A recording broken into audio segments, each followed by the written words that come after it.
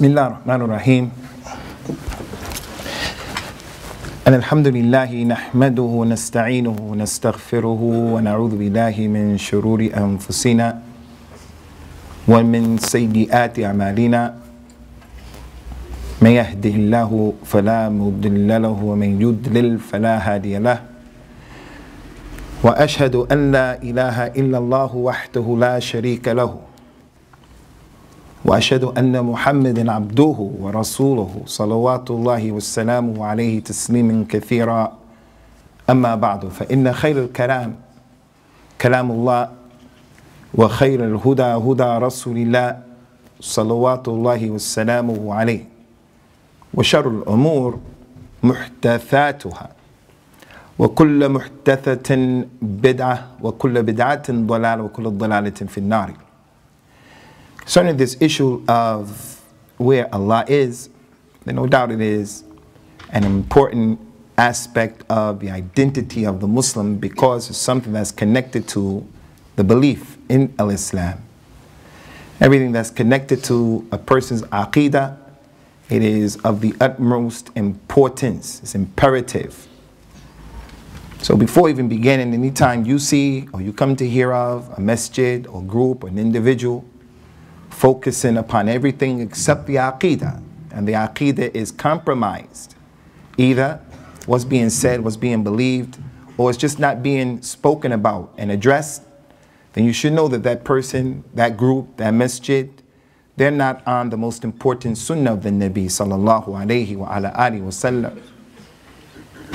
So when we talk about where Allah is, where Allah Azza wa Jal is, then it's an issue, as we mentioned in the Khutbatul Jum'ah today, that should be close to the heart and the mind and the very existence of any Muslim man and any Muslim woman. Especially here in the UK, the challenge is even bigger. And where you brothers come from, in Pakistan, in the Indo-Pakistani area, where Hindus and Sikhs have affected a lot of what people believe, it is an issue that's imperative and it can't be messed around with, it can't be played around with. I mentioned today in the khutbah of al-Jum'ah of a statement of a person who is a person of the Sunnah, inshallah, but in a state of anger. They said to the person that they were arguing with, we'll let the big man upstairs judge between us. They didn't mean that Allah was a man, they didn't mean that. But that kind of statement is a statement that would never come off of the tongue of someone who knew the importance of how we describe Allah Azza wa Jalla. You were lucky you weren't there. I was lucky I wasn't there. The things that we say and that we take for granted is a direct result of not knowing our aqidah. And the companions, may Allah be pleased with them, used to make those mistakes in the beginning of Islam. It would rain and one of them would say, it rained because of that star, it rained because of that planet. Some of them would say, I swear by my father, I swear on my father's grave. Some of them will say, it is as Allah wanted and as you wanted, Ya Rasulullah, sallallahu alayhi wasallam. Some of them will say, Ya Rasulullah, we're in the jihad, we're about to meet the enemy. They're right over there, we can see them. And we also see the tree that they hung their swords and their weapons on, trying to get power and strength from the tree, the kuffar. Make us a tree the way they have a tree. The companions used to make these kinds of mistakes. And every time they made that mistake, no matter what was going on at that moment, the Nabi sallallahu alaihi wasallam addressed it. He said to the man who said, MashaAllah, and how you want, Ya Rasulullah. He didn't say the man loves me, he just doesn't know. He took his finger and he pointed in that man's chest and he said, did you make me a partner with Allah? Say MashaAllah by himself. The man said, I could feel him pointing in my chest. They were on the battlefield, about to meet the enemy, when some of the Muslims said, make us a tree. Make us a tree like they have a tree. Shirkum billah. He said, you people have just asked me, just like Musa was asked by Bani Israel, when Musa went up to the mountain, and in his absence, his people of Tawheed and the religion, they made a calf to worship, to seek protection from the calf and in the calf. He said, you did just what they did. The Prophet didn't do what many of the political groups would do today. He didn't say, okay, we're in the land of jihad, we're about to fight the kuffar, I don't want to divide the people with these issues of aqidah, I'm just going to be quiet, because if I tell them don't ask this question, some may get upset and go the other way. He didn't do that. If the man came and urinated in the masjid, sallallahu alaihi wasallam would deal with him in an easy way, in a nice way. But when people fell into issues that went against the Aqidah of al-Islam, the Nabi sallallahu alaihi wasallam used to deal with those issues. That same man who urinated in the masjid, the Bedouin, he was impressed by the way the Nabi treated him, sallallahu alaihi wasallam. And then after being impressed, he made a dua. Oh Allah, don't have mercy on me and Muhammad, and don't have mercy on anyone else. The Nabi wasn't quiet at that point. He allowed the man to urinate in the masjid, akramakumullah, but when the man talked about the rahmah of Allah, a characteristic of Allah, and he wanted to make it just on him and the Nabi said, no, don't say that. You have restricted something that is wide and massive and expansive. Allah's rahmah wasi'at kulla shay'in. Allah's rahmah has extended and has touched everything. Kuffar, jinn, malaika, everything. So don't say that, because the statement was a statement that went against the Aqidah. So the point here is, before even dealing with this issue where Allah is, it is an important issue. You see a group of people, a jama'ah, a madhab, people, they are having this problem with classes like this, khutbahs about these issues, then you should take that as a sign that there are other than the sunnah of the Nabi sallallahu alayhi wa ala alihi wa sallam. May Allah ta'ala establish our hearts and firmly upon al-Islam and the sunnah. The other issue is what we mentioned today in the khutbatul Jummah. And that is, all of the prophets and all of the messengers came to clarify and to clean up and to deal with the aqidah of the people. Allah Ta'ala mentioned in the Quran, لَقَدْ بَعَثْنَا فِي كُلِّ أُمَّةٍ رَسُولًا أَنِ اعْبُدُوا اللَّهَ وَاجْتَنِبُوا الطَّاغُوتَ. We sent a Rasul to every nation, every community. And those messengers told all of their people collectively and consistently, worship Allah and don't worship the Taghut. The Taghut is any and everything that is worshipped other than Allah. It could be the moon, it could be the monkey, it could be the sun, it could be money, it could be power. Don't worship the Tawaghit, anything other than Allah Azza wa Jal. Allah Ta'ala threatened the Nabi sallallahu alaihi wasallam the same way he threatened the other prophets and his messengers. Because Allah is the Khaliq and everything else is from the Alameen. Alhamdulillah Rabbil Alameen, Al-Alameen, everything except Allah.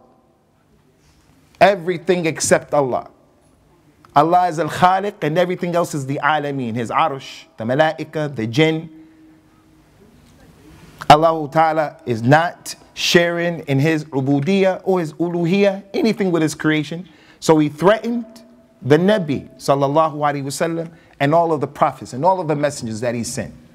And he said in the Quran, وَلَقَدْ أُوحِيَ إِلَيْكَ وَإِلَى الَّذِينَ مِنْ قَبْلِكَ لَإِنْ أَشْرَكْتَ لَيَحْبَطَنَّ عَمَلُكَ وَلَتُكُنَنَّ مِنَ الْخَاسِرِينَ. It has been revealed to you, Ya Muhammad, and it was revealed the same way to those who went before you of all of the prophets and messengers. If you make shirk, or if they make shirk, it's going to destroy all of your deeds. That's the Nabi sallallahu alaihi wasallam. That's the prophets, the Ulul Azm from the Rasul, Ibrahim, Nuh, Muhammad, Isa, Musa. You make shirk in any shape, form, or fashion, you're going to be in trouble. So the Aqidah, Ummatul Islam, the Aqidah. And in this issue of Aqidah, don't be of the people who present your Aqidah to every Amr, Bakr, and Zayd from the people to play with you. And Imam Malik, as we're going to mention, inshallah, was the Imam of the Dunya.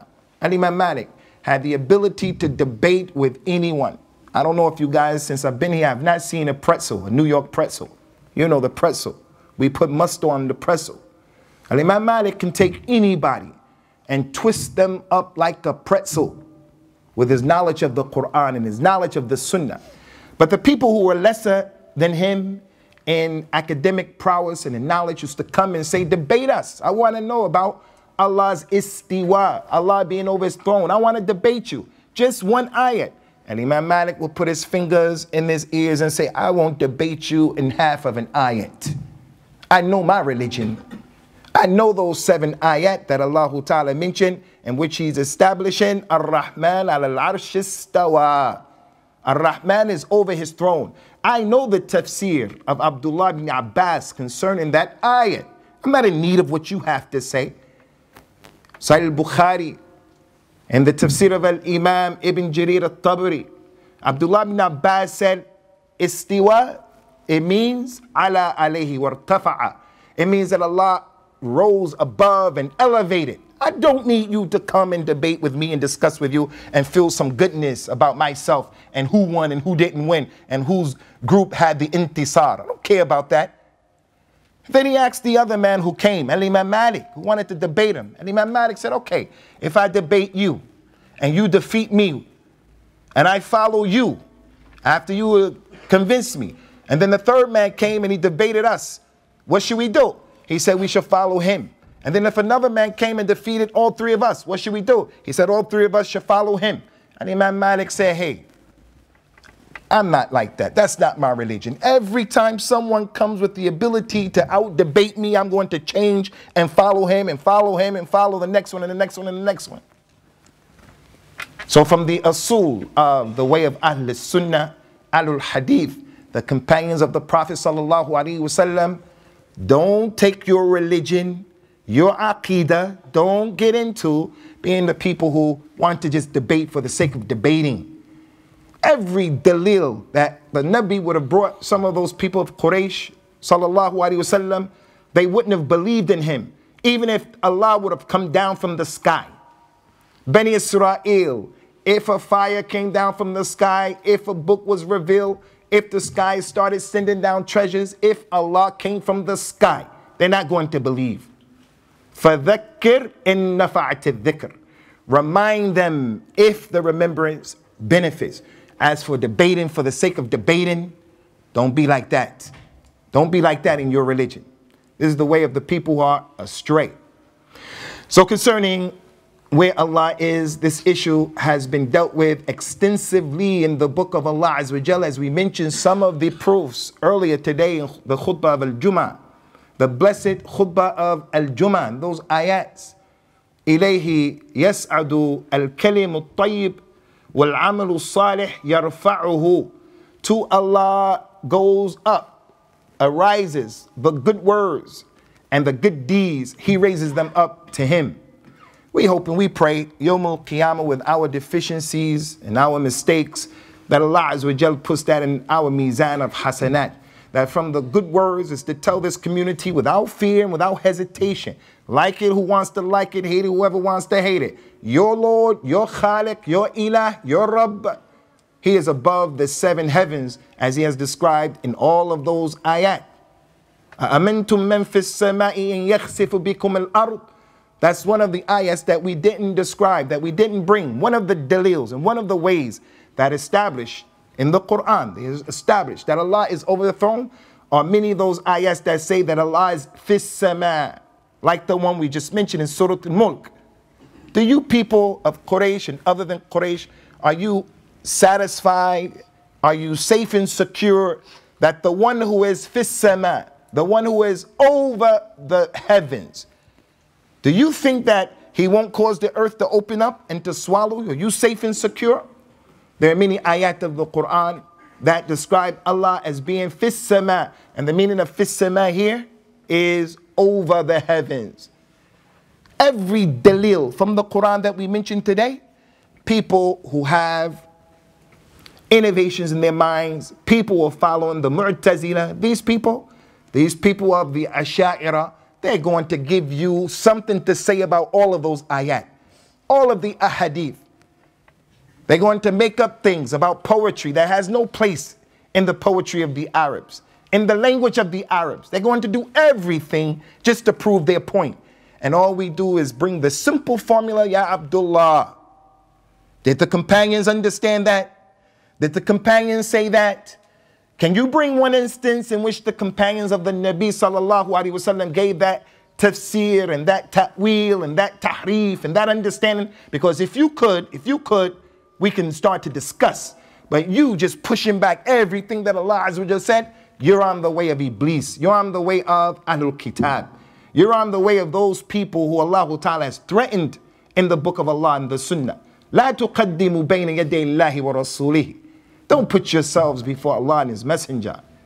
So this issue is important. Proof that it's important, again, is that the scholars of Al-Islam, they used to write about this issue. They used to write books specifically detailing where Allah is. Where Allah is. Great scholar from the Hanbali Madhab, Al-Imam Muwaffiq al-Din, Abu Muhammad al-Maqdisi. He's from those Hanabila.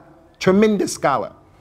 He wrote a book called Ithbat Sifatul Ulu, establishing that Allah is Alin. Allah is above. He brought those ayat and those ahadith, and he refuted those people. Al-Imam At-Thahahbi, he wrote a book, Kitab al-Ulu, same type of book, in which he brought those ayats and those ahadith and the statements of the companion that support. They knew that Allah was over His throne, that's over the 7 heavens, in a way that befits His majesty. And then there were those scholars who wrote about this issue in books that were not specifically about this issue, but they used to always mention it.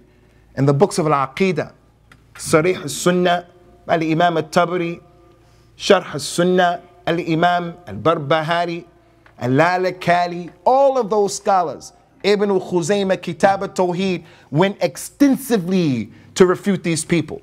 Ibn al-Qayyim, he has a book from the best things that mention this issue. If you want to see the refutations against those people and what they say, Ibn al-Qayyim's book, Ijtima' Juyush al-Islamiyya, Fi Ghazwi al-Mu'attala wa Jahmiyya. So the scholars of Islam, they didn't leave this issue unturned. It was one of the big issues that the people of the Sunnah fought against the people of innovation with. It's only paralleled and in competition with, was the Quran created or not created? That was a big issue with those innovators, the people of innovation. Was the Quran created? Was it not created? Well, did the companions talk about that issue? Did the companions bring that to the table? Then why are you doing it? There was a guy during the time of Imam Ahmed in this fitna. He also has something to do with this. Ibn Abi Dawood, he was a judge, and he was close to the leader of the Muslims during that time, who supported this idea that the Quran was created. When they used to bring Imam Ahmed to debate in chains and in shackles, and Imam Ahmed would say to the Amir al-Mu'mineen, I just want to ask this man one question, Ya Amir al-Mu'mineen, because he's not from the people of knowledge. He was a judge. He's not from the people of knowledge. Just want to ask him one question. Go ahead. What's the question? This thing about the Quran being created. Did the companions talk about it? And if they did, where is the dalil? Bring the chain of narration. And if they didn't talk about it, then you're saying that you're more knowledgeable than they are because you preceded them to it. The Amir al-Mu'mineen just started smiling like he got him. And Imam Ahmed, he has him. That same man was fighting people over this issue. Ibn Abi Dawood, one of the great linguistic people. He was a Nahwi, a man of the language. He said, I tried to discuss with this man, Ibn Abi Dawood. I tried to discuss with him about Allah's istiwa, Allah being above. And he tried to use a poem, a line of poetry that they use. They don't use ayats in the ahadith, they use poetry in the intellect. If Allah is above, then that means that Allah is in a place and things are surrounding Him. And He's like a created thing, and using their intellect. He said, I tried to deal with him about this poetry that they're using, and al-istiwa, to be above, it doesn't mean al-istila in the Arabic language. It doesn't even mean what they're saying. There's no proof in the Arabic language that they're using it for, to support it. So the point here is, our scholars, past and present, have dealt with this issue. If it wasn't important, the ulama of al-Islam would not have dealt with it. But our call here today is, let's deal with it the way the scholars dealt with it. Not just arguing with people for the sake of arguing. Hatu burhanakum in kuntum sadiqin. Just bring your proofs. Let's support what we believe and why we believe it with ayat of the Quran and ahadith, and proof that this is the way that the companions understood those issues, radiyallahu anhum ajma'in. Now, dealing with and presenting some of the many ahadith, and they are many, that support and prove that the Nabi sallallahu alaihi wasallam sunnah clearly indicates that Allah is over his throne in a way that befits his majesty, and what was collected by Imam Ad-Darimi, one of the Imams of the Sunnah, on the authority of Jarir ibn Abdullah al-Bajali radiyallahu anhu. The Prophet says sallallahu alaihi wasallam in this authentic hadith, "Man lam yarham man fil ard, lam yarhamhu man fis samai." Whoever does not have mercy upon those who are in the earth, the one who is in the sky, over the heavens, won't have mercy on him. Not a single companion say, "Ya Rasulullah, how is Allah in the sky? What does it mean Allah is in the sky?" Because they knew the understanding of the Arabic. They knew that the harfu jar fi means ala, to be upon. They didn't understand that it meant inside of anything. Wasiru fil ard. Wanzuru kayfa kana aqibatul mukaththibin. Travel travel inside of the earth and see what was the end result of those who denied and rejected. When you read that ayat, travel in the earth, fi. No one understands that the ayat is telling you to travel in the earth. It means travel on top of the earth. That same fi on top of the earth is the same understanding that Abu Bakr, Umar, Uthman, and Ali and the rest of those companions, may Allah be pleased with them, understood about this hadith as they understood those ayats of the Quran. That the one who is over the heavens won't have mercy upon you if you don't have mercy upon those who are in the earth. And this hadith, the Nabi used to address his companions with this hadith many times. There was a companion. His kunya is Abu Mas'ud al-Ansari. He was hidden a slave of his. And he heard someone say, "Hey, Abu Mas'ud." He said, "I was so angry that I didn't even look. And I didn't understand and I didn't know who was saying it. I kept hitting the slave." The voice got close and it said, "Oh, Abu Mas'ud." He said, "I still didn't understand. Who was it?" He said, "And then I looked and it was the Nabi. And the Nabi told me, sallallahu alayhi wa ala alihi wa sallam, i'lam Aba Mas'ud, inna Allaha aqdaru alayhi minka ala hadha al-ghulam." Allah has more power over you, Abu Mas'ud. You're beating a slave. Allah has more power over you than you do over this slave. So have mercy upon those who are in the earth, and Allah will have the one in the heavens will have mercy upon you. The ant is crawling on the desk. Leave him. The spider, you can pluck him out and push him out of the window. Don't kill him, leave him. You don't have to kill the bee, although he can harm you. Don't kill him. If you show rahmah to Allah's creation, Allah will show rahmah to you, the one who is in the heavens, over and above the heavens. From what proves Allah Azza wa Jal is over the throne in a way that befits his majesty, from the mouth, from the lisan of the Nabi sallallahu alaihi wasallam. The lisan, that is the Arabic, that is clear, is again what was collected by Imam Muslim on the authority of Abu Huraira. He says sallallahu alaihi wasallam, "Walladhi nafsi biyadihi, ma min rajulin yadu imra'atuhu ila firashiha fata'ba alayhi, illa kana alladhi fi as-sama' sakhitan alayha hatta yarda." I swear by the one who my soul is in his hands. Stop here. The people are going to say, Allah doesn't have hands. This is just not about where Allah is. It's about describing Allah the way he described himself in the Quran. Describing Allah the way the Prophet described him in the authentic Sunnah. And stopping there. It's not just about al-istiwa. It's about Allah's hands and his characteristics and what he does. Allah comes down at the last third of every night in a way that befits his majesty. Does he leave the throne? Does he not leave the throne? When he comes down, does he leave that throne? He didn't make that your job and your business to ask those questions. We have big fish to fry that are relevant and they're right in front of us, in front of our noses, things we should occupy ourselves with. From a person's good Islam is leaving alone that which does not concern him. Allah didn't make you responsible to know the details of the qadr. Allah didn't make you responsible knowing the details of all these issues. Just establish what was established in the Quran and the Sunnah without changing the meaning, without denying it, without giving it some interpretation that you can't support it with what the companions understood. So he swore by Allah Azza wa Jal, who our souls are in his blessed hands, subhanahu wa ta'ala. He said that any man who invites his wife to have relationships with him, he wants to have relationships with his wife, and she has the nerves and the audacity to say no. She refuses. Allah's Prophet says, sallallahu alaihi wasallam, the one who is over the heavens is angry with her until her husband becomes pleased with her. That's a clear dalil, again, in Sahih Muslim, that Allah subhanahu wa ta'ala, from his characteristic, is that he has hands, and that Allah ta'ala, he becomes angry in a way that befits his majesty, and that Allah ta'ala, he becomes angry in a way that befits his majesty over his throne. And one of the issues that makes him angry is the fact that a woman would prevent herself from giving her husband his rights. Why would the Nabi say these words if he didn't mean what the words are actually saying? From the many ahadith, what Al-Imam Ahmed collected on the authority of Abu Hurairah, may Allah be pleased with him.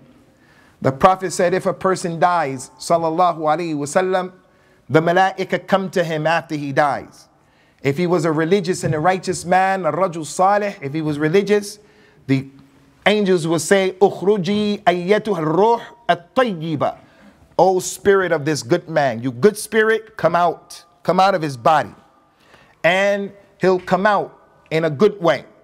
Then it would be said to that spirit, abshiri bi ruh wa rayhan wa rabb ghayr al-ghadban. Have glad tidings of good smells. Have glad tidings of a good spirit. Have glad tidings of a Lord who is not angry with you because you were a righteous man. Your aqeedah was correct. And you did the good deeds and the good actions. It would be continuously said to him those things. That he has a good heart and he has a good soul, and Allah is not angry with him. And then that soul will start to be taken to each of the heavens above. And at each heaven, the door will be locked and permission will be sought for him to enter into that particular place. Every time permission is sought for him to enter, it will be said, who is that? And it will be said to him, welcome the soul that is a good soul, a decent soul. And that will continuously be said to him until he comes to the heaven where Allah Azza wa Jal is. That's what the Nabi said, sallallahu alaihi wasallam. Who in his right mind, the individual that Allah Azza wa Jalla has given him intellect, who in his right mind can understand that? Who in his right mind? And this is what the scholars of the Salaf used to say. If you're an individual who doesn't believe in these things that have been established in the Aqeedah of Islam, like seeing Allah Yawm al-Qiyamah, you don't believe in Shafa'ah, Yawm al-Qiyamah, the right way, the intercession. You don't believe in the fountain of the Nabi, Yawm al-Qiyamah. You don't believe in that. You change the meaning and you mess around and you play around. Those people who love each other for Allah's sake, they will be on mimbars made out of light, Yawm al-Qiyamah, on the right side of Allah. Both of his hands are right. You don't believe in those things. Those scholars used to say, people who deny it and reject it now in this dunya won't be of the recipients who get it in the hereafter. And they used to make dua against people. So as a Muslim, I'm reading and you're reading this hadith in Al-Imam Ahmed's Musnad, that the good soul is taken out in a nice way. You have a good smell, you have a good soul. Your Lord is pleased with you, go up. He goes to each heaven. And as he elevates, they say, who is this? Welcome to the good soul. Until finally he reaches the last heaven where Allah is. And you come and say, Allah is not above. Allah is below, Allah is, we don't know where, we can't say that. It may be, Abdullah, you won't be of those people. This is an issue that should motivate and encourage a Muslim. Don't play around with your religion. Try to be of those people. By making tawbah to Allah and asking Him to forgive us. By being of the people who, if you do make a mistake, the mistakes that we don't make are the mistakes in which we're making shirk with Allah. Do unto others as you want others to do unto you. Make dua and ask Allah, let my soul come out and you're pleased with my soul, and so forth and so on. As for who has the time to sit and to debate with every Amr, Bakr and Zayd about these issues? We don't have that time. We have to use our time trying to be of the recipients of these hadith. Another dalil, ikhwani, is what Allah subhanahu wa ta'ala, He mentioned. And that is that the Prophet sallallahu alaihi wasallam, in what was collected by the Imam al-Bukhari, on the authority of Abu Hurairah, may Allah be pleased with him, he said that inna fil jannati mi'ata daraja a'addaha Allahu ta'ala lil mujahideen fi sabilihi bayna kulli darajatayn kama bayna as-sama'i wal ard wa idha sa'altum Allah azza wa jalla fas'aluhu al-firdaus fa innahu fi wasat al-jannah wa a'la al-jannah wa fawqahu 'arsh ar-rahman wa minhu tafajjaru anharu al-jannah. If you people only knew, he said that the Jannah, in the Jannah, it is 100 levels. The Jannah is 100 levels. Did Allah make it our responsibility to figure that out? How is the Jannah 100 levels? Just what has been mentioned about the Jannah is from the affairs of the unseen, and our intellect is mahdud, mahsur. The Jew, this is the aqeedah of the Jew. He came and he tried to make istihza. He said, Muhammad, you told us in this Quran that the people of Al-Jannah, that they're going to eat. They're going to eat and they're going to drink. Everything that eats and drink, human beings, we know that they have to defecate and they have to let it out as waste. He was trying to be funny, trying to be sarcastic. The way of the Jew, put in his intellect. When a Nabi or a Rasul tells you something, just be quiet. Inna Allah ya'murukum an tadhbahu al-baqara. Bani Israel found a man dead. They wanted to know who killed this man. They went to the Nabi and the Rasul, who single-handedly saved them by Allah's permission. They went through the Red Sea with that man, and they defeated Fir'aun by Allah's permission. They saw his staff turn into a snake and devour Fir'aun's snakes. They saw all of those signs. After all of that, if that man tells you something, go in the corner and stand on your head. Just go and stand on your head. Have we not seen enough of the mu'jizat of the Nabi? The water coming out of his fingers, the moon being split. What's going on in the world today that he told us about? This Quran, have we not seen enough to know? Don't ask questions when the Nabi, when the Rasul says something. Sallallahu alayhi wa ala alihi wa sallam. But that's the way of the Jews, that's the way of the Yahud. So the Jewish man said, you mentioned in this Quran, لَهُمْ مَا يَشَاءُونَ فِيهَا وَلَدَيْنَا الْمَزِيدُ. They have whatever they want, they eat this, they drink that, all kinds of, anyone who eats and drinks, it has to come out as waste. So what you have to say about that, Ya Muhammad, about my strong intellect, I got you now. The Nabi didn't apologize, he didn't debate, he said, Wallahi, and it's like that in Jannah as well. When people of the Jannah eat and drink, it's going to come out, but it's going to come out in the form of sweat. And the sweat is going to be better than the best misk of this dunya. Going to smell good, because these affairs over there are not like they are here. So don't use your brain. 100 levels of the Jannah. Allah is like this and Allah does that. It's not for you to go after those things, and it's not for you to debate. Just leave it. We hear and we obey, and that's it. And the Jannah, 100 levels. Allah has prepared them for the mujahideen, fi sabilillah. Between each of these levels is like the distance between the heavens and the earth. Can you imagine that? Can you fathom that? To get from this dunya, this heaven, to the next one takes 500 years. On the fastest riding beast. Can you imagine that? Can't imagine that. And then there are 7. And then after that, there's the Jannah. And then after that, there's the throne of Allah. You can't imagine that. It's not for you. And that's the kibr of Bani Adam. That's the arrogance of Bani Adam. That he doesn't know his place. Just stay. Abdullah bin Mas'ud, the companion, he told us, Ikhwani, ittabi'u wa la tabtadi'u. Faqad kufitum. Follow and don't invent. Don't introduce. Because you have been left with enough. Between each Jannah is like the distance between the heavens and the earth. So when you make dua to Allah, ask Allah for the Firdaus, because the Jannatul Firdaus is in the middle portion of the Jannah. So there are other sides of the Jannah, but Al-Firdaus is in the middle. And it's the highest level of the Jannah. And over that Firdaus is the throne of Allah. The throne of Allah is the roof of the Firdaus. So just for illustration purposes only, وَلِلَّهِ الْمَثُلُ الْأَعْلَى. just for illustration purposes only. Laysa kamithlihi shay. This is not talking about Allah, but about his throne.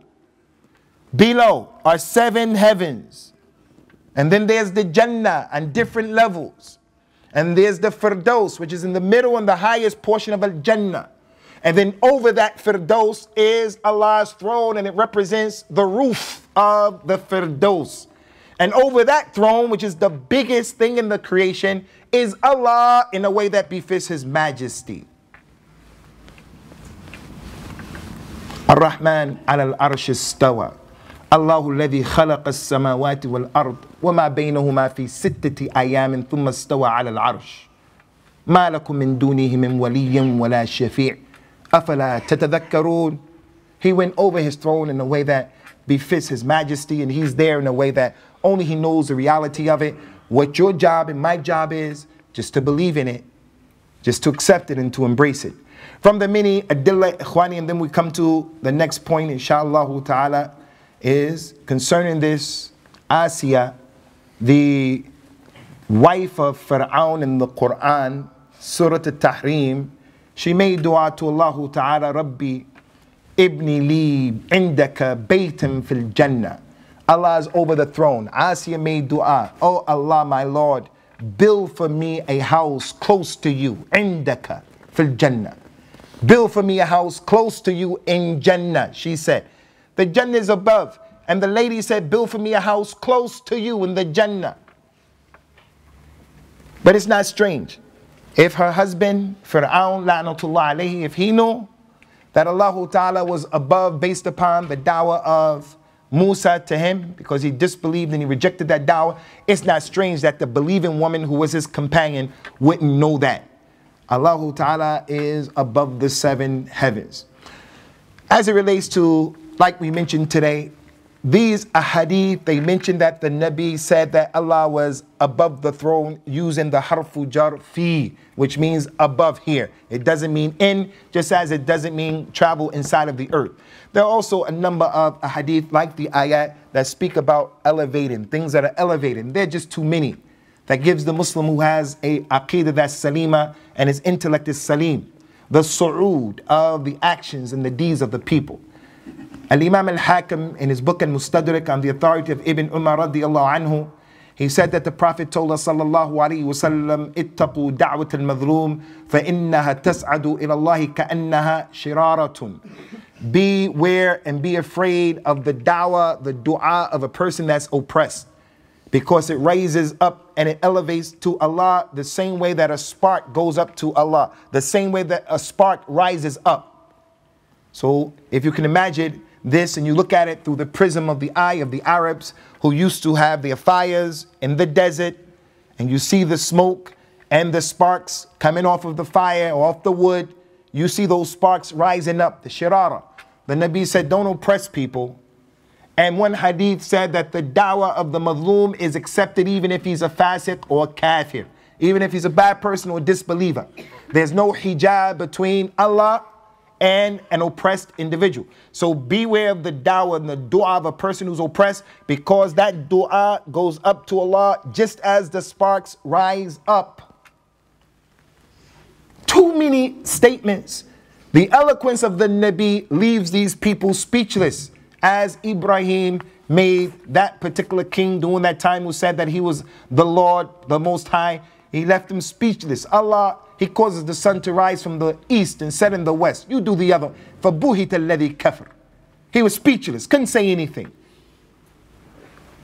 Allah's Prophet sallallahu alaihi wasallam again, ikhwani, he said that Allah Ta'ala, He raises the deeds that you do during the night before the daytime.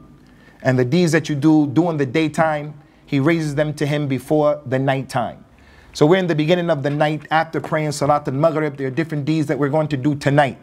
Pray Salat al-Maghrib, pray Salat al-Isha. You're going to read the Quran. You're going to make sunnah prayers. You're going to make dhikr. You're going to have relationships with your wives. You're going to visit individuals. You're going to invite people to come and eat with you. You're going to give salams. You're going to sneeze and say alhamdulillah. You're going to make tawbah ilallah tonight. Everything that you do tonight. Before Fajr time tomorrow, inshallah, Allah Azza wa Jal, every day, He accepts the deeds that you do in the night before the daytime. They go up to Him. And the deeds that you do in the course of the day, they go up to Allah for acceptance before the nighttime comes all the time. And there are so many ahadith in this regard. And we can go on and we can go on. The Nabi sallallahu alayhi wa ala alihi wa sallam in Bukhari and Muslim, Abu Huraira said that our Lord Allah, He comes down every single night. He comes down to the sama of this dunya, and He says, when there only remains 1/3 of the night, He says, is there someone making dua for me so that I can accept this dua? Is there someone who is asking me for something so I can give to him what he is asking for? Is there someone who's making istighfar so that I can forgive him? So He comes down. So we have Allah is above the throne, over the heavens. We have a hadith that the things rise up to Allah. The actions, the deeds, the statements, the dua rise up to Allah. And we have Allah coming down in a way that befits His majesty. The rahmah of Allah coming down. Isa ibn Maryam coming down. The rain, which is the barakah that comes from Allah, coming down. The hadith of Allah being over His throne are mutawatir. They're mutawatir, meaning they're not one hadith, two hadith, three hadith. There are a lot of hadith that accumulatively they are mutawatir. Some of them individually may be ahad, but is irrelevant. Collectively, they are mutawatir. Now we come to the issue that I think is just as important as the dalils from the Quran and the dalils from the Sunnah. Just as important, and that is how the companions understood those particular dalils. Did the companions understand that Allah Azza wa Jalla was everywhere and He was not above His throne? They understood that Allah Azza wa Jalla was over His throne. Authentic hadith in Sahih Muslim, famous hadith, the companion Muawiyah ibn Hakam as-Sulami, may Allah be pleased with him. He was making the salat with the people, and he wasn't from the most knowledgeable of the companions. Doing the salat, he was talking and disturbing the people in the salat after someone sneezed, and he wanted the people to say Yarhamakallah, and they didn't, because you weren't supposed to talk in the salat, and they were hitting him and giving him some actions to let him know, be quiet. So the man got upset in the middle of the salat while they were praying, trying to keep him calm and keep him quiet. He said, Wa thakalatkum ummahatukum, may your mothers lose all of you, while they were praying. He was upset. The Prophet finished the salat. He said to the man, come here. Very nicely and very gently, the man came. He said, these prayers, the salat, la yuslahu fiha shay'un min kalam nas. Don't bring your own kalam in the salat. So dalil that scholars use, don't say anything in your language in the salat. Only do the salat in Arabic language. And if you don't know those dua, do your best to learn those du'as. Stick with the Arabic language. The salat has no room for the people of for the places of the people's kalam. The man said, Ya Rasulullah, I'm a human being, and I became upset with a slave girl of mine. She went out and she had my sheep and she was negligent. A wolf came and took the sheep off and ate my sheep, and I became angry with the girl and I slapped that girl. The Nabi said, bring the girl to me. The little girl came. The little girl, she's not a scholar. She's like our mothers. She's like our daughters and our wives. She doesn't have time to come to the masjid. She's not an individual who's a student of knowledge. She's not like that. She's just a little slave girl. She's not in charge of her own time. The Nabi said to that girl, testing her, sallallahu alaihi wasallam, where is Allah, little girl? The little girl said, Allah is over the heavens, fis sama, over the heavens. The Nabi said to her, who am I? She said, you're Abdullah. He didn't say, who am I? She said, you're Hazar Nazir. You're Hazar Nazir. You didn't die. We're going to do the army. She didn't say that. She said, Ya Rasulullah, Abdullah. He said to the man, I'tiqha fa innaha mu'mina. Free this girl. She's a believer. She's a believer. That's the aqidah. That answers the answer of someone of Iman. Free that lady. She's a believer. So that's a dalil, ikhwani, a proof that this question can be asked. It's a proof that we have to teach our children where Allah is. Abdullah bin Abbas was with the Nabi on his camel, sallallahu alaihi wasallam, on his horse. He said, hey young boy, ya ghulam, I'm going to teach you some words. Remember Allah and Allah will remember you. Remember Allah, you'll find him in front of you. If you ask, ask of Allah. If you seek assistance of Allah. And know that if all the people came together to benefit you, they wouldn't be able to benefit you, young man, except with what Allah wrote for you from the Qadr. If they tried to harm you, they would never be able to harm you except with what Allah wrote and prescribed from you in the Qadr. The pens have been lifted and the ink is dry. He taught that little boy, he taught Abdullah ibn Abbas, that youngster, the Aqeedah of Islam. Who Allah is, who Allah isn't. Taught him about the Qadr. That's your responsibility. Don't leave your children going to public school or just Islamic school. He goes to Islamic school and the people who are teaching him the curriculum is also corrupt in some instances. You, the father, uncle, brother, have to take the time out to sit down with your family and you say to your son, where is Allah? Tell me about the Dajjal. So we freed that lady. And this is not the only incident that happened. Where is Allah? The Prophet asked the question, sallallahu alaihi wasallam.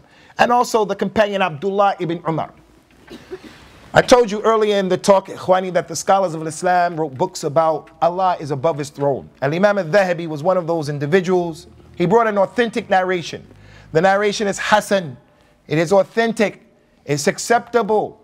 Although the people who hate this type of Aqeedah want to bite on their fingers for this. Some of their sheikhs who work with hadith today, and I don't want to give any names, but they are the Bishr and Marisis of today. Bishr and Marisi, they have no shyness to come to a hadith and to say it's weak. No shyness to come to an ayat of the Quran and to say it's abrogated. To make any claim. No haya. Abdullah ibn Umar, he saw a boy, a man, a ra'i. He was responsible for the people's sheep and camels. He said, can we slaughter one of these to eat it? Can we slaughter one of them? The shepherd said, the owner of the camel, my master, he's not around. We can't slaughter it. He's not around. Abdullah bin Umar said to the boy, tell your master, just tell him that the wolf came and ate it. If he asks you what happened, tell him the wolf came and ate it. The boy or the man, he looked up to the sky and he said, wa ain Allah? If I were to say that, where's Allah? Isn't Allah looking at me? He said to Abdullah bin Umar, and where is Allah if I say that? Abdullah ibn Umar said, Ana ahaqqu an aqul ain Allah. I have more right to say where is Allah than you. What I'm asking you, I'm the one who should be saying where is Allah. And I shouldn't have asked you that. So he purchased the boy, slave, he purchased him. He purchased the camel, the thing that he wanted to eat, and he let him go and he gave the boy the camel. That narration is authentic. Abdullah ibn Umar radiallahu anhu said, I have more right to say, where is Allah? That shepherd was a companion. He said, where is Allah if I did that? Allah is looking at me. And then you come and you say, you shouldn't ask this question. Al-Imam As-Suyuti said, this question shouldn't be put forward religiously. La, Al-Imam As-Suyuti al-Ra's wal-Ain. Tremendous scholar in Islam. There's not a science in Islam. Arabic language, tafsir, hadith, fiqh. This man, he excelled in everything, but he's a human being. And in Aqeedah, he made some mistakes. May Allah Ta'ala forgive us and forgive him. And our religion is not the religion that the dalil is, Sheikh so-and-so said. That's not our religion. From the proofs of what the companions understood as our mother, Zainab bintu Jahsh. She was one of the 11 wives of the Prophet sallallahu alaihi wasallam. And what was collected by Imam al-Bukhari, she used to brag, not in an arrogant way, but this was something peculiar to her and special to her. She used to brag to the wives of the Nabi and she used to say, your families, your awliya, your fathers, your uncles, your walis, your families married you to the Nabi. He came to your wali and he asked your wali for your hand in marriage and you got married to him, sallallahu alaihi wasallam, by the permission of your walis, your awliya. She said, Allah married me to him from above the 7 heavens. And she's referring to the ayat in the Quran, فَلَمَّا قَضَى زَيْدُ مِنْهَا وَطْرًا زَوَّجْنَاكَهَا. Zayd ibn Haritha was her husband, and they were having misunderstandings and problems, Zayd would come to the Nabi complaining, and he would say, Ittaqillah wamsik alayka zawjik. Fear Allah, be patient with her. Don't divorce her, be patient. Until neither one of them can handle it anymore and they got divorced. After she did her iddah, she completed, Allah revealed this ayat. When Zayd divorced her and she was finished with her iddah, the ayat said, we married you to her. The Nabi just went into her house and read the ayat. Allah said today in the Quran, when Zayd was finished, we married you to her.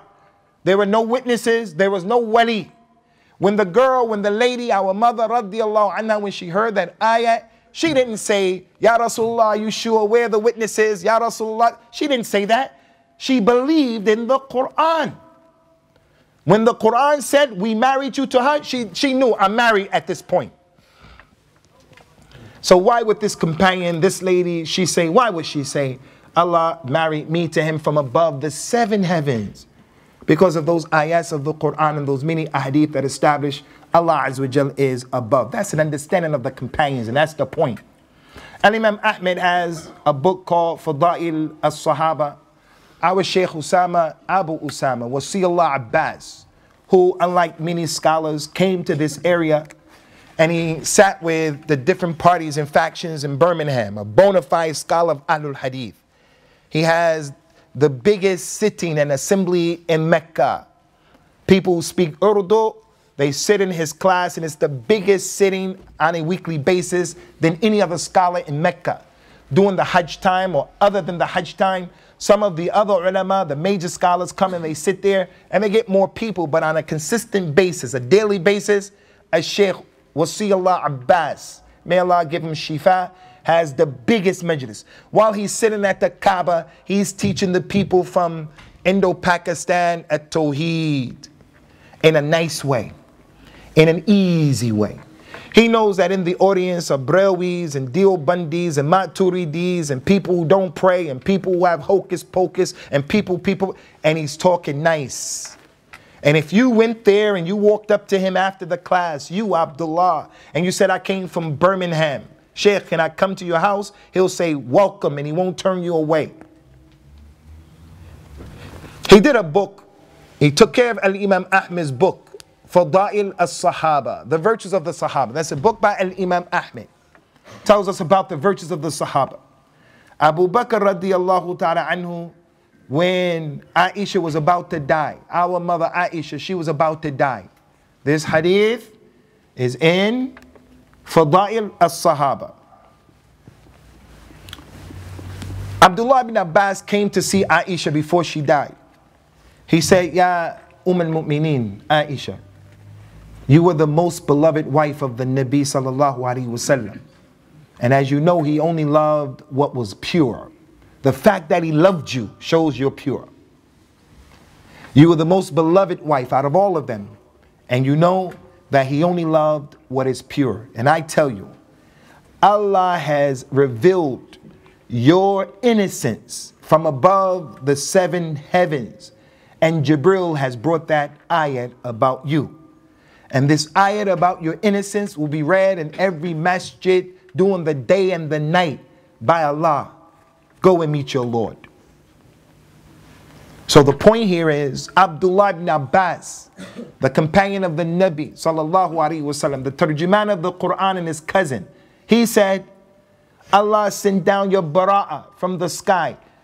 People now and people back then who accuse you of being a lewd woman and being someone who was not truthful to your husband sallallahu alaihi wasallam, Allah revealed your innocence in Surah Al-Ahzab. He revealed your innocence from above the 7 heavens. Why would Abdullah ibn Abbas say that? That's the understanding of the companion, Ya Abdullah. We're almost done here, Ikhwani. Abu Bakr as-Siddiq. Abu Bakr as-Siddiq. Al-Imam al-Bukhari has multiple books. One of the books that he has is a book called At-Tarikh al-Kabir and At-Tarikh al-Saghir. And in those books, that's where he said that Al-Imam Abu Hanifa was weak.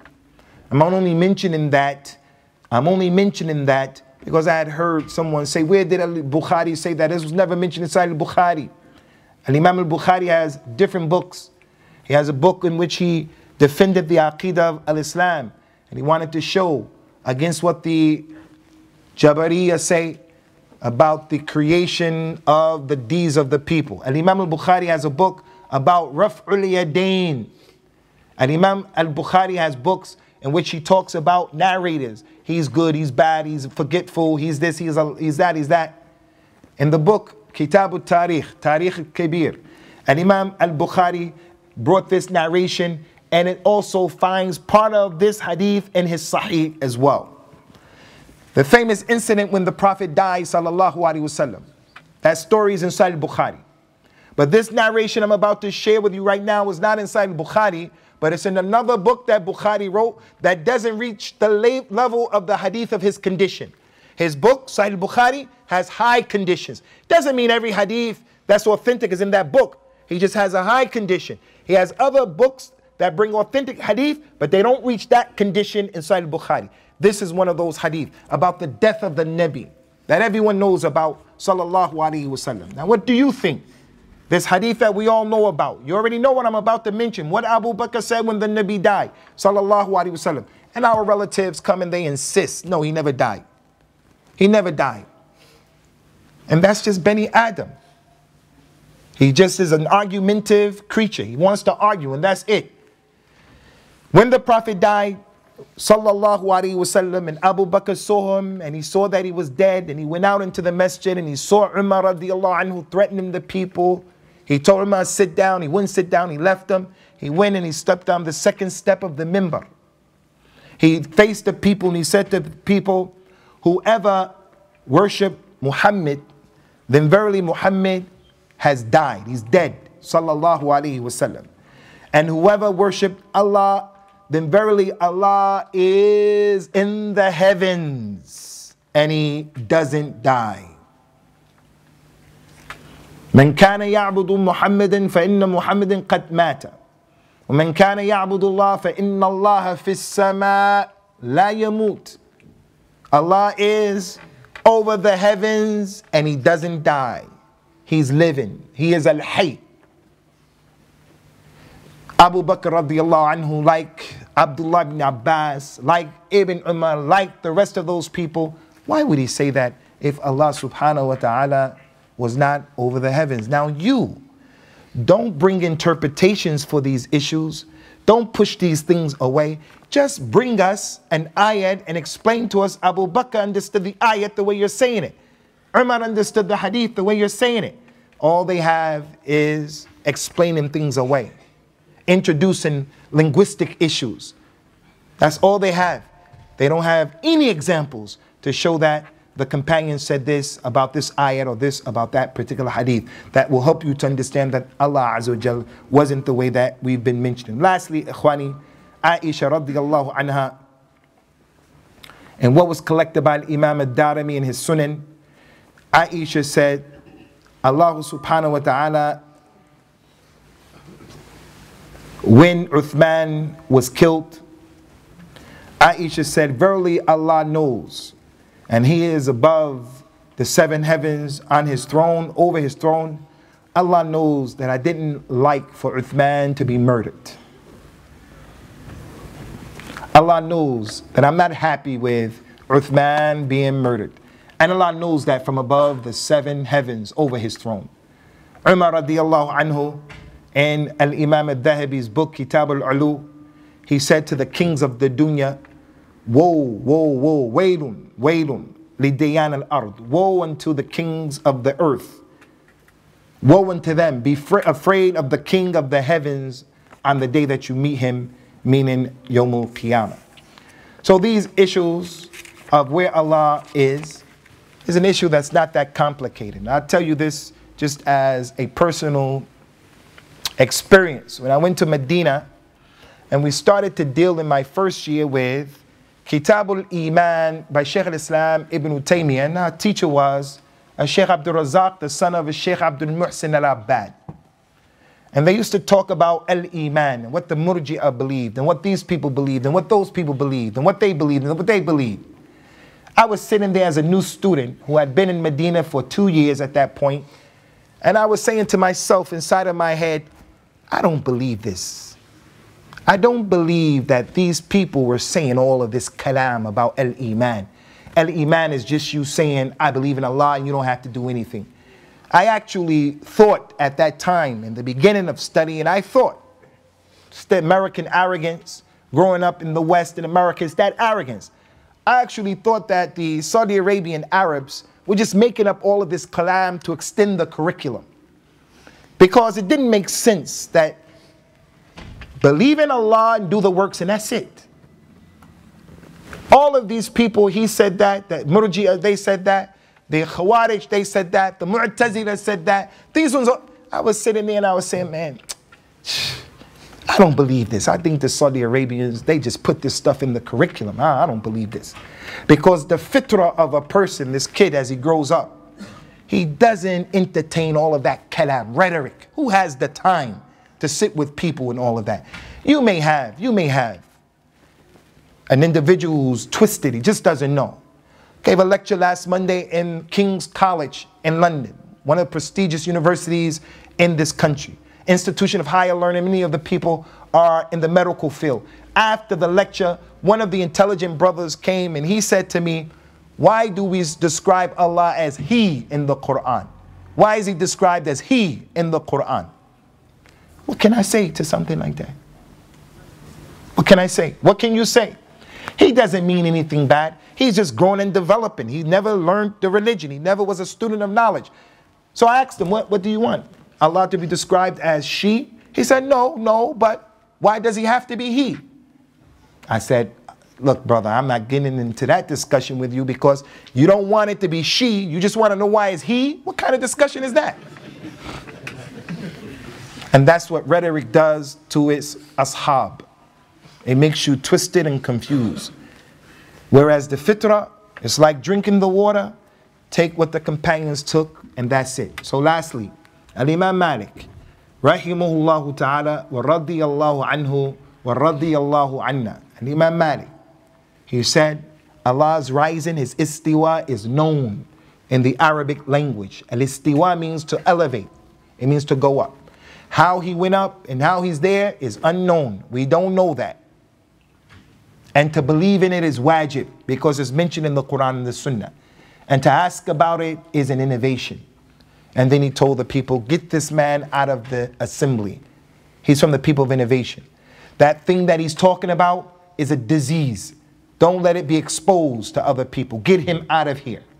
So you take that formula and you apply it to all of the characteristics of Allah. The hand of Allah, a hand in the Arabic language is known. How Allah's hand is, the details of it, what we were not told is unknown. Believing in it is wajib because it was mentioned in the Quran and the Sunnah. Asking about it is an innovation. Coming down, and nazul, coming down. The Arabs know what coming down means. It's known. How Allah comes down is not known. We don't know the details of that. Believing in it is wajib. Asking about it, trying to find out about it is an innovation. And on and on and on and on and on and on. Just use that formula about all of the names and the attributes of Allah. We describe Allah the way He described Himself, and we describe Allah the way the Prophet described Him, sallallahu alaihi wasallam, without explaining it away, without rejecting it, without changing the meaning, without destroying it, without making comparisons to His creation. Allah has a hand. Don't say the hand of Allah means His power. The hand of Allah means His rahmah. You change the meaning. Don't say Allah's hand is like our hand. You've made Allah like the human beings, and He said, nothing is like unto Him. His hand is not like your hand. Believe in it and don't go after it. And lastly, leave the jidal with these people alone. Leave these jidal, the debates and all of this kalam. First of all, many people who are debating a lot of times debates, they're not sincere. Then secondly, the person on the other side, he doesn't want the truth anyway. And then thirdly, it's possible that he can defeat you because he's more articulate, more intelligent than you. And the truth is compromised as a result of that. And number four, most of the times, the debate is not even warranted. It's not even needed. It's not that situation right now. There's no threat. May Allah subhanahu wa ta'ala give us the divine protection and make us ma'soomeen from these inhirafat. And may He subhanahu wa ta'ala establish us again firmly upon al-Islam and upon the Sunnah. Subhanak Allahumma wa bihamdika wa ashhadu an la ilaha illa ant astaghfiruka wa atubu ilayk.